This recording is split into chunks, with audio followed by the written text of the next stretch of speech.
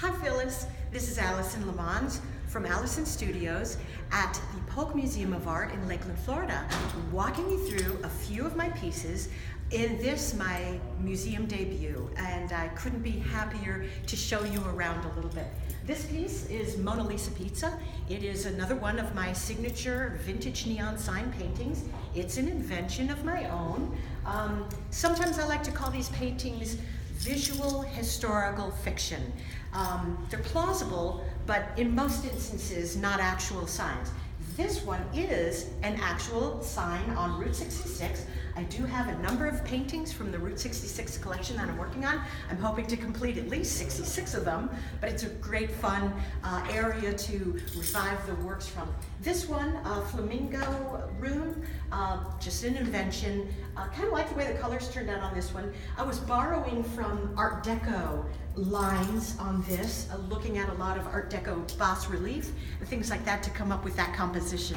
And I think the same thing with this one, Peacock Bridles, very inspired by vintage Art Deco. Actually on this one I was bas relief, but also I think metalwork in the Art Deco palette, or whatever we might call it. It's me. I have a question for you. Yeah, sure. What I'm noticing is the closer that I get, and I'm coming zooming in here, every inch is so beautiful, and I was really captured by some iridescence. So along with your, these are watercolors, brilliant colors, but can you talk a little bit about when you decide to use that or how that plays? Okay. This piece in particular has a very vibrant sky that was very clean and pristine. I almost didn't want to put tropical foliage on it, where a lot of them do. I did decide to put some on there, but I was working with some of the new Daniel Smith hand-ground pigments and coming up with some beautiful color combinations for the sky washes and things like that. And this one just became so vivid. I knew the sign was going to have a lot of blues and greens, so I went into the orange and yellow color palette for this one. So it really has a lot of punch. It's got a lot of vibrancy.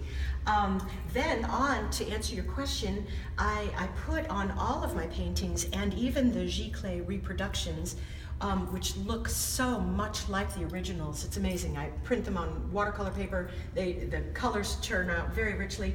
But anyway, I put a iridescent medium over all the neon tubing so that when you walk by and the light catches it at an angle and almost just gives it a moment's hint of actual electric illumination, which is part of my subject. I'm painting neon signs, you know. So if I want to own one of your works, but I want it to have the iridescence, I need to buy the original. Or do you sometimes sell, I understand, the originals? I sell the originals, but no, Phyllis, I will hand paint on every, well, I don't have to, but I hand paint the iridescent medium on the Giclée reproductions, give it a limited edition number, and give a certificate of authenticity with it, because I, as the artist, actually painted on the thing, whereas limited edition print is a reproduction, not wonderful painted on. So you've made this fine work, which is now being shown through museums. You've made it affordable. Absolutely. Doing that. I hope so. So if someone wanted to look at your work, is there a website that you would say they go to, or where's the best place if they don't come to Lakeland? I do have a website, AlisonStudios.com. Okay. And that's it. Great. Thank you Thanks so to my much. husband. He did it. And did you notice the little bird's nest in the pea there? The bird's nest, and over here is its mate. Oh, so interesting. And what I love too is that you've captured the fleetingness of our neon. We know the rust and decay and pitting that happened on these signs, but you brought back the brilliance, but yet enough of a hint to know that it's... Absolutely. Yeah, that's the fun of it. That's the fun.